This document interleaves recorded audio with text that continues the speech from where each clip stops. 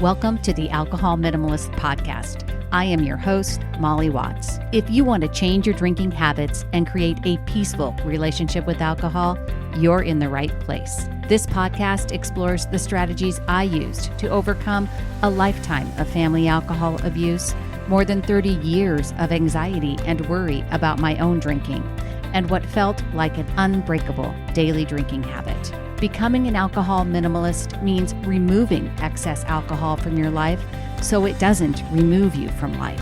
It means being able to take alcohol or leave it without feeling deprived. It means to live peacefully, being able to enjoy a glass of wine without feeling guilty and without needing to finish the bottle. With science on our side, we'll shatter your past patterns and eliminate your excuses. Changing your relationship with alcohol is possible. I'm here to help you do it. Let's start now. Well, hello and welcome back to the Alcohol Minimalist Podcast with me, your host, Molly Watts, coming to you from a pretty darn beautiful Oregon today, though it is cold out. It's been sunny and clear, and definitely I feel like spring is on the horizon. So I am super excited about that. I am also excited about today's podcast episode because I have a guest on the show today. I am speaking to Loretta Bruening, PhD. She is an author and a researcher and a scientist and someone who is the founder of the Inner Mammal Institute. And the Inner Mammal Institute here's what it says about it on her website. The Inner Mammal Institute helps people build their power over their mammalian brain chemistry. And of course, if you've listened to this podcast at all, you know that I subscribe to the triune brain model, or the lower and upper brains. But she actually talked to me in the show about not calling it a lower brain, but the primitive brain versus the thinking brain. And someone who just really obviously aligns with everything that I like to talk about in terms of thinking about the cognitive brain and the human and how our human brain evolved. But she's really done a ton of research here on this subject, and she has some wonderful books. We're talking about her book called The Habits of a Happy Brain, and all about how to retrain your brain to boost your serotonin, dopamine, oxytocin, and endorphin levels. And I just had such a great time talking to her. Like I said, tons of alignment with how we see the brain working, and all of it's so important because ultimately, if you've listened even to this last month in February when I talked all about emotional maturity and resilience and fluency, really at its core, it's becoming a better thinker and a better manager of that inner mammal. So I hope you will enjoy my conversation with Loretta Bruening.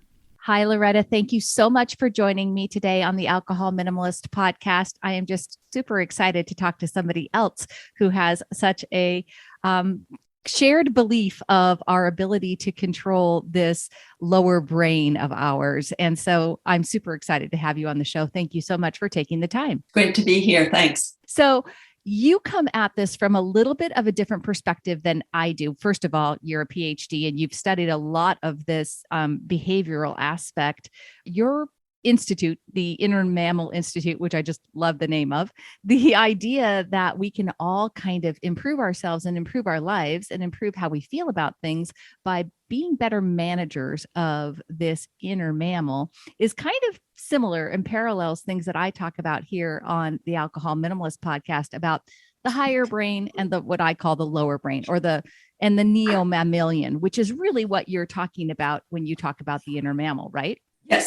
Yes. And an easy way, instead of saying higher and lower, because that makes it sound like something is not good, right. I call it the verbal brain and the nonverbal brain. So animals can't talk. Your verbal brain has 100% power over your self-talk. And so if you don't consciously think something, you say, oh, I wasn't thinking that. But your mammal brain actually controls your body and has so much more power. And in fact, the logical or conscious brain has so much less power than we think, despite the fact that it controls your words, we actually use it a lot of the time to just rationalize or justify what our mammal brain already responded. Yeah.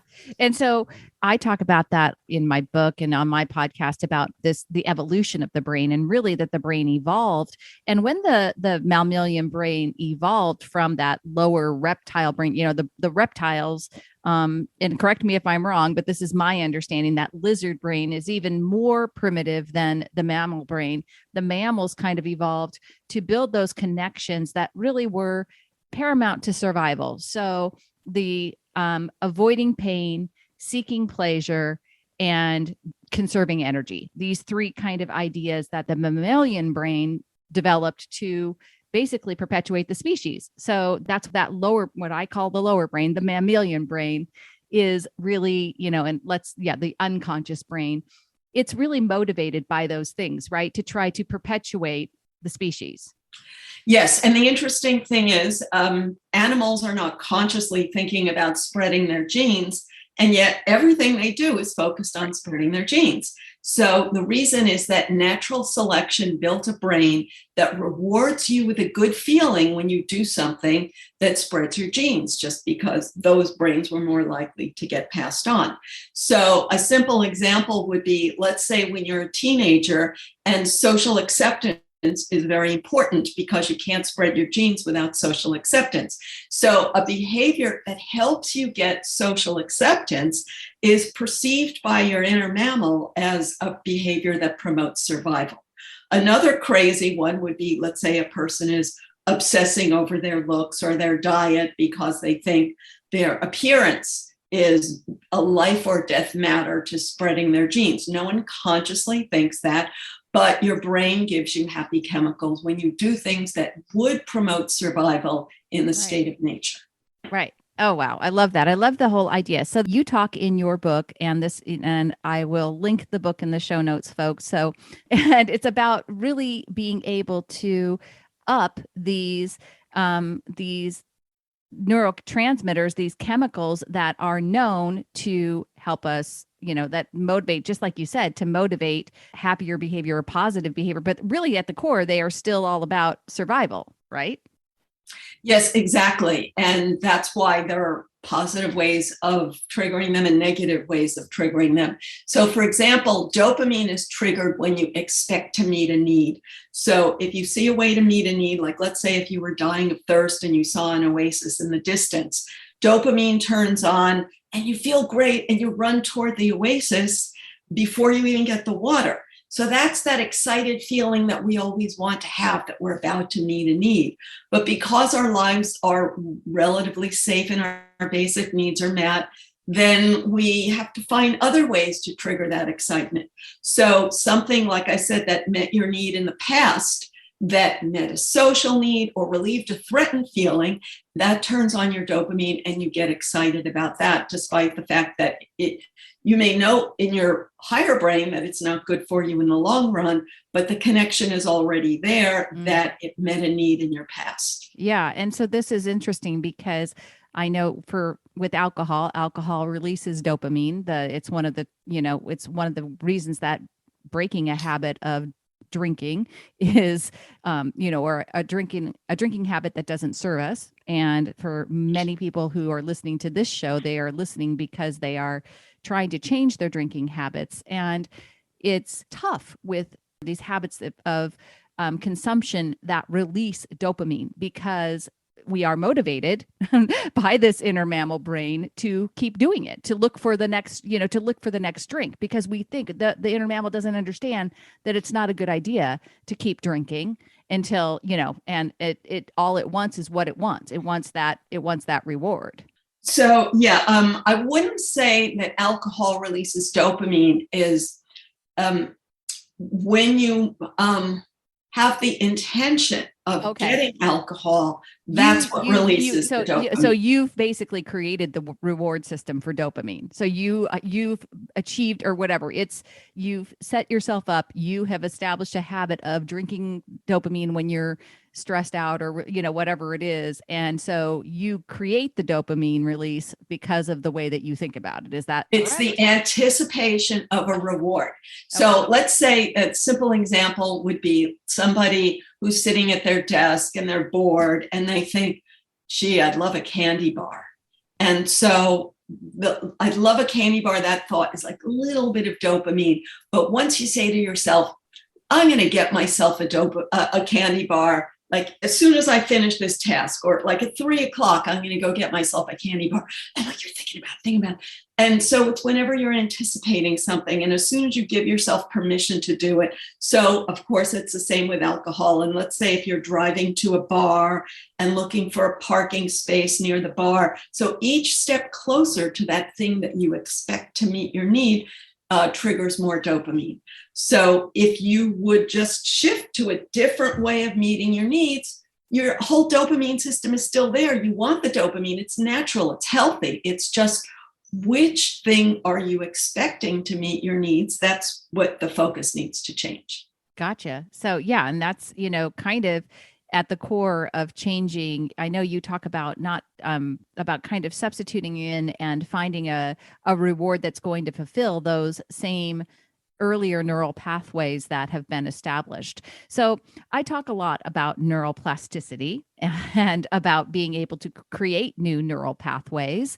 Tell me your perspective in terms of, I firmly believe that we can change our habits and change our behaviors and create new neural pathways. It's not always easy, because once a neural pathway is well established, it's hard. It feels uncomfortable to shift to something new, but it can be done. It requires that mental focus.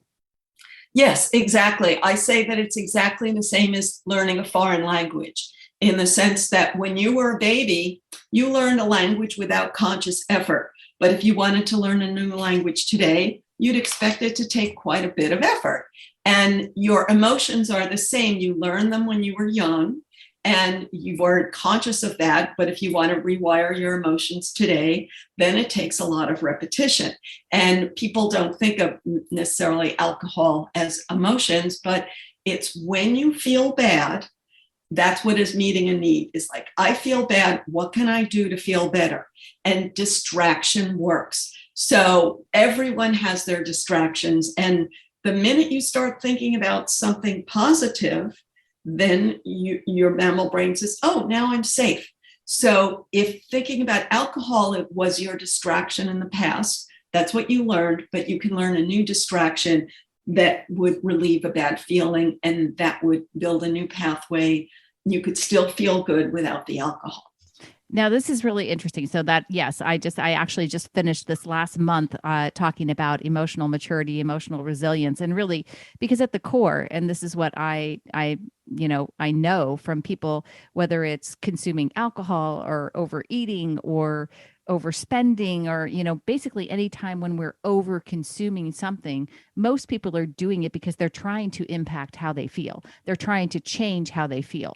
So I talk a lot about using that cognitive brain to redirect. So I say that our thoughts create our feelings, right? So we have these primal emotions, these things that we cannot escape because they were pre-wired into us, these neo-mammalian, the basically the things that, like, we see it, we're on the Sahara Desert and we see a lion, we're going to react primally with fear because we are motivated to survive, right? So we got to amp up and get out of the way and run and whatever.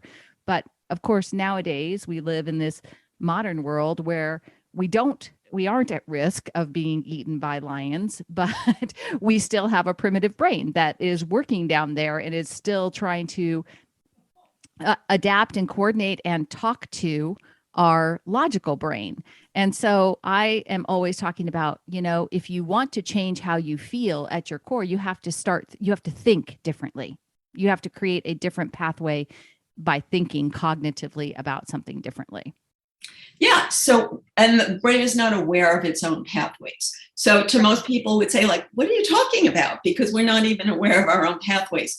And when we say that something is emotional and we're trying to do it to relieve a bad feeling, we're not consciously thinking that. So we say, no, I wasn't feeling bad when I went and did that, because its pathway is just a big highway that electricity flows into. Everyone's electricity flows into basically the biggest pathways they have. So it was that early experience that built the pathway that says, when you feel bad, do this. And how did that pathway get built? From repetition, from emotion, from mirror neurons. So basically, you were exposed to other people who, when they felt distress, this is what they did. And every time it worked and you did it again, you built the pathway bigger. So it's so much easier to see, like in other people. Like if you think of someone who plays video games, like every time they feel bad, they pick up a video game and they do it so quickly that they weren't even consciously aware that they were feeling bad. So that's the natural operating system. Yeah. And I talk about that a lot about just, I mean, step one is just becoming aware, right? So we have to like create awareness of that whole habit cycle and being able to see ourselves as doing just that, that we're, that we are seeking relief. We are seeking to try to do something, change how we are feeling. And when you do whatever you do, whether it's play a video game or pick up a drink, when you do that pattern with repetition, that's how the habit gets built in. That's how that neural pathway gets built in. And then we have to work but the thing that's important about this, that's really critical, is there's a lot of language around people drinking, right? And anything else, whether it's, over consuming, like I said, food or whatever, a lot of negative stereotypes that people have, that people are broken or people are diseased or people are, that it's some character flaw, when it actually is just our human brains doing what human brains evolved to do.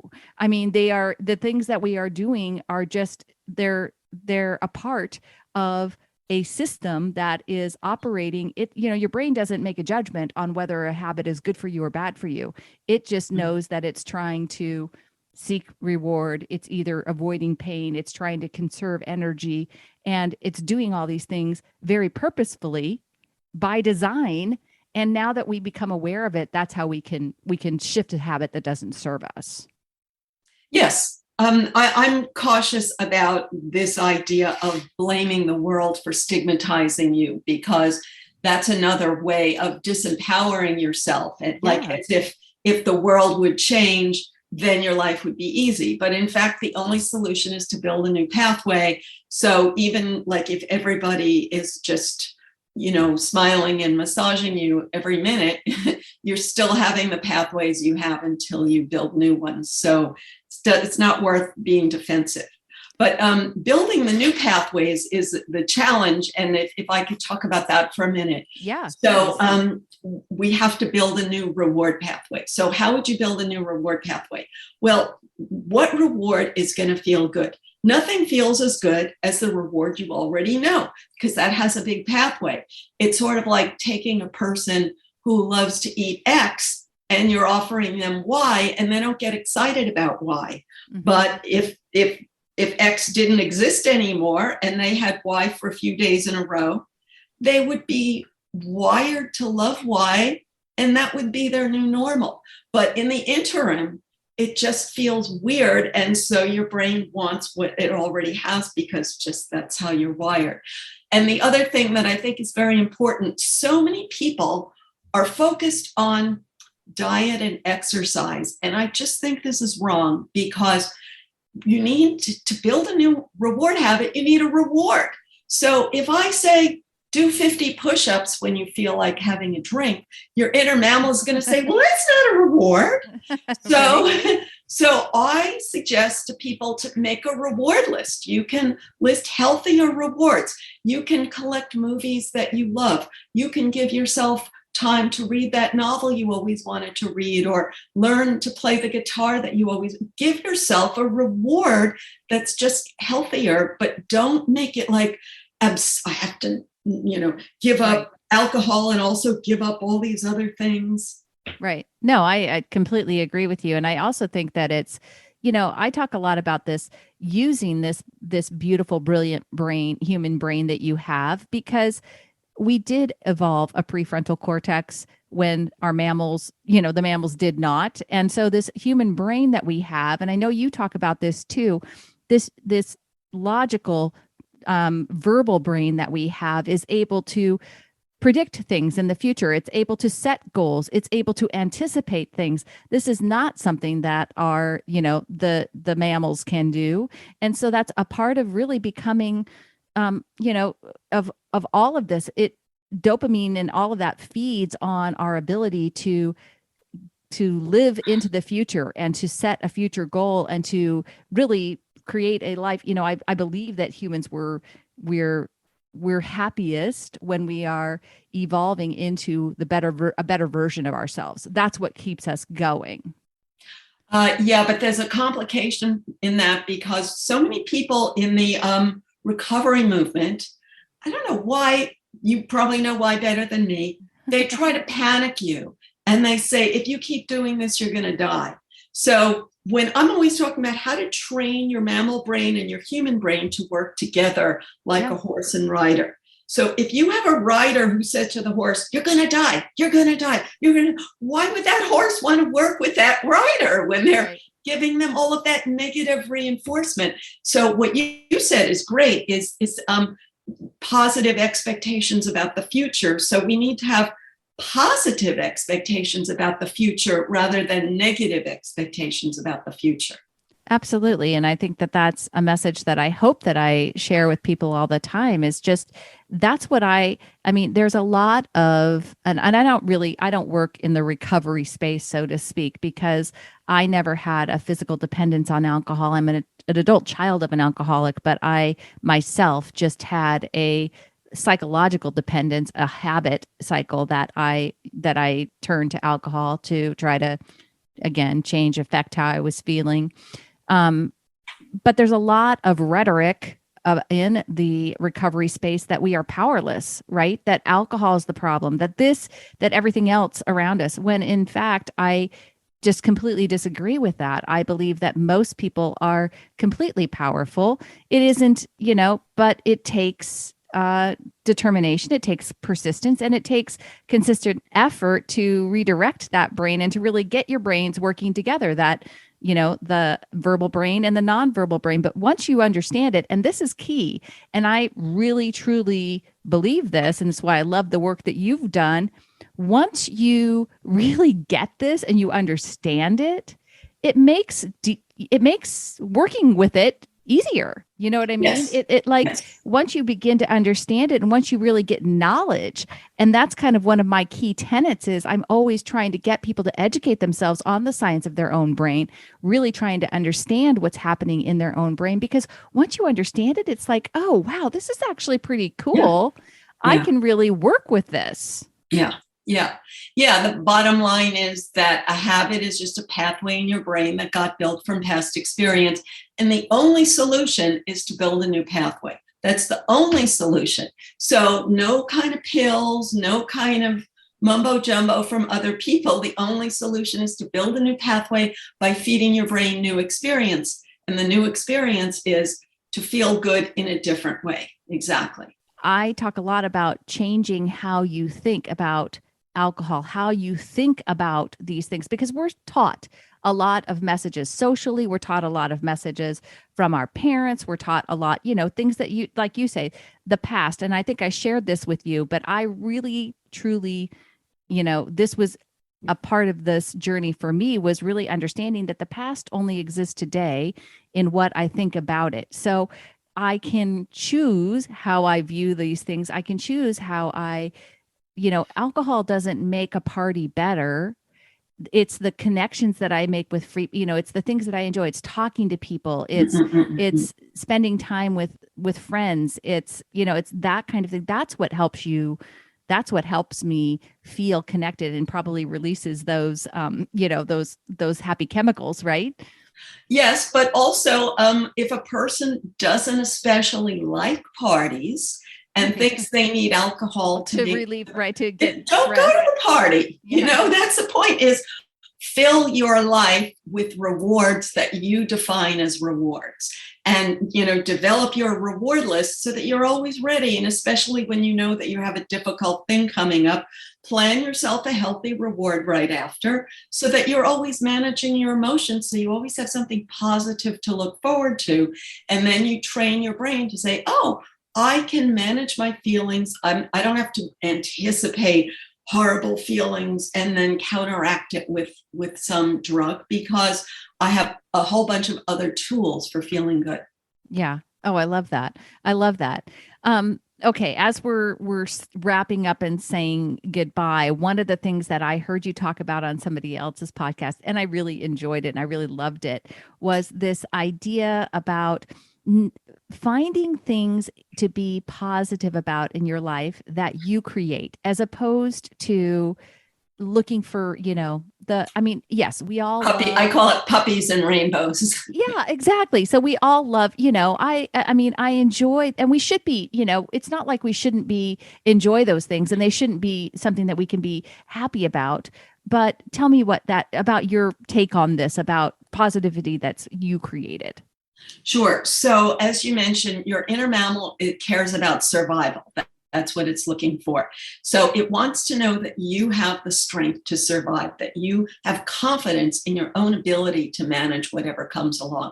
That's really what makes you happy and protects you from feeling bad.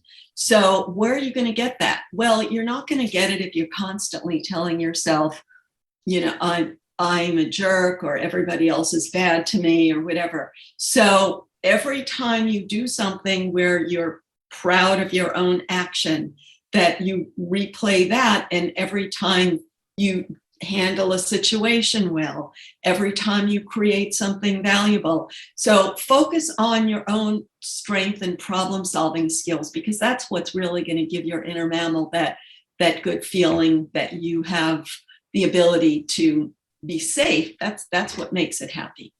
Nice. So I could probably talk to you all afternoon. I'm sure we could, just about. I love the conversation. I love learning more about, the inner mammal, and just being able to talk to someone about the two different brains, and really just the coordination of those brains, and how to help each other. Help people really understand it all, which is just fundamental to helping us change anything in our lives, is understanding.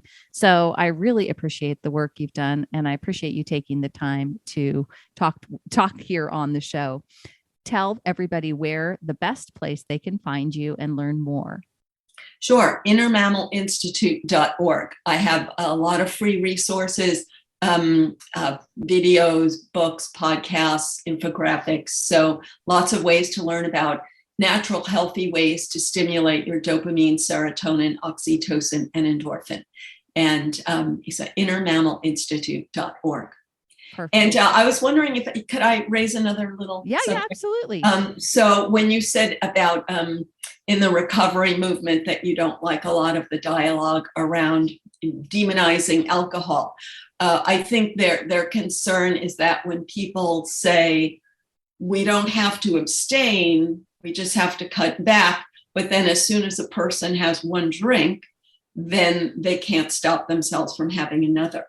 And it reminded me of, after a talk I gave, someone came up to me and they were counseling people with eating problems. And they said, by the time I realize what I've done, I've eaten half of a pizza. Or another person says, by the time I realize what I've done, I've already eaten half of a container of ice cream. So it's this sort of time lag between what your inner mammal wants and then what your conscious brain is like seeing it and putting on the brakes. because you could think about, like you said, your inner mammal is sort of running from a tiger. It's running from a bad feeling. You don't even know the bad feeling because it's a bad feeling you have when you were a kid, when your neuroplasticity was high, and that's when your brain built. So you're running from that bad feeling so fast and burying yourself in some distraction so fast that there's like a time lag. So I think the first step is to be aware of that whole process. And so before you actually start trying to build a new habit, to try to become aware of that first moment when you say to yourself, boy, I'd love to have a drink. Yeah. Or I'd love to have X. That's like a real habit. And I tell people, like, once you realize that you're having that, like, stand up and turn around in a circle, or tap your elbows, or just do something that a physical gesture helps to embed it in your mammal brain and build the connection between your conscious and your unconscious of, okay, I'm starting to need a reward because I'm having negative feelings that I want to run away from. Yeah. Oh, I love that too. Yeah, absolutely. I have a tool that I share with people called PB&J, which is pause, breathe, and just 10 minutes. And it's really about that. It's getting us to pause when that happens, when that urge comes. That primitive, more, the urge is more primitive, right? And it's coming from that mammalian brain. And I'm sorry, because now I thought of something when you said that. So I have to say one more thing.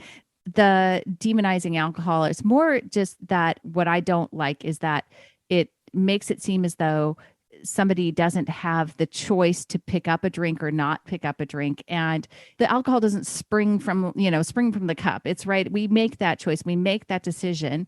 And we talk about making plans ahead of time and actually using that prefrontal cortex to make a logical plan for drinking ahead of time. So we start to train our brains to use that part of the brain as opposed to just reacting to the brain in the moment, which is that more primitive, dopamine search brain. Fabulous. Yeah. Yes. So, wow. Okay. Well, like I said, we could talk for hours, and I would be remiss in saying what I told you would be the time commitment. So I really appreciate it, Loretta. I appreciate you taking the time, and I will share everything in the show notes, folks, on how to connect, but there are great resources on your website, and the book, The Habits of a Happy Brain, is really great, very interesting science reading, which a lot of the people that listen to my show really enjoy the science behind it. So I know they will get a lot out of that as well. Fabulous. Absolutely. Thank you very much for being on the show today. Thanks so much for having me. Bye. Thank you for listening to the Alcohol Minimalist Podcast. This podcast is dedicated to helping you change your drinking habits and to create a peaceful relationship with alcohol. Use something you learned in today's episode and apply it to your life this week.